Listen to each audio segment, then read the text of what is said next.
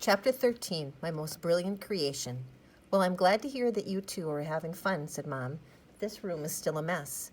I want it cleaned up right now. She was right about the mess. 3 inches of feathers covered the floor. My desk was tipped over. A chair was on top of my bed.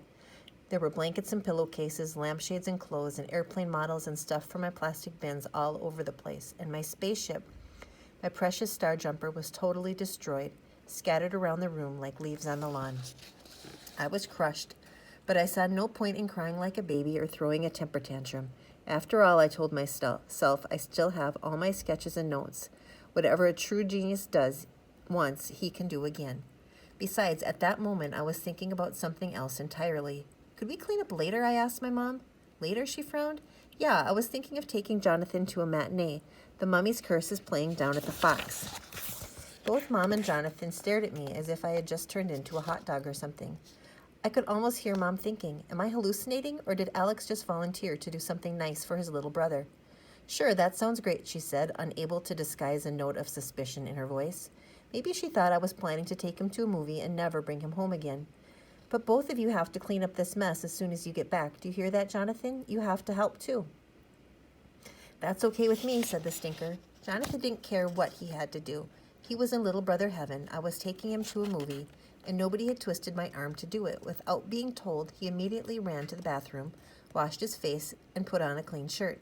All the way to the Fox, Jonathan's feet hardly seemed to touch the ground, but that didn't stop him from being obnoxious. As soon as we got our tickets, he insisted that I buy him popcorn.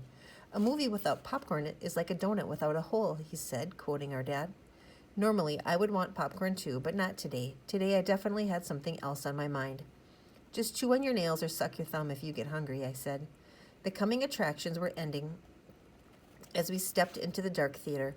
I scanned the audience to find Zoe and spotted her right away. She was sitting just where I like to sit, in the exact middle of the front row. I sat down next to her. I had my little brother along, so no one could accuse me of going to a movie with a girl. I was not on a date. I could sit anywhere I wanted, even next to Zoe Breen with her long brown hair and pretty eyes. Did I mention her eyes? Well, they're soft and deep and blue, and no one could tease me about it at school on Monday. I had to smile at my own genius. I had done the impossible, my greatest achievement ever, my pièce de résistance. I had figured out a good use for my little brother. I had already created many fantastic inventions that will make me world famous someday, and I'm sure there will be many more to come. But so far, this was my most brilliant creation of all. Epilogue, my new mission. In case you think I've gone completely soft in the head and canceled my plans to find a new home somewhere else in the universe, you're wrong. I'm just delaying my trip for a while, that's all. My little brother is still the biggest pain in the butt this side of Alpha Centauri. I do not intend to spend the rest of my precious youth living on the same planet with him. I'm just hoping Zoe will want to come along. If she does, I'm going to double the size of Star Jumper 2 and take her with me. That's my new mission. I haven't worked out the details yet, but you know me. Bim bam, once I get going, it won't take long. And now that I know that my little brother, rotten brat that he is also a great inventor like myself, I might let him work on a few refinements. For example, I want to outfit Star Jumper 2 with an asteroid repeller and an anti-gravity device for walking on really big planets. Perhaps I'll let him help with those. And maybe in return, if he doesn't bug me too much, I'll build him one small castle. But I'll never be his horse.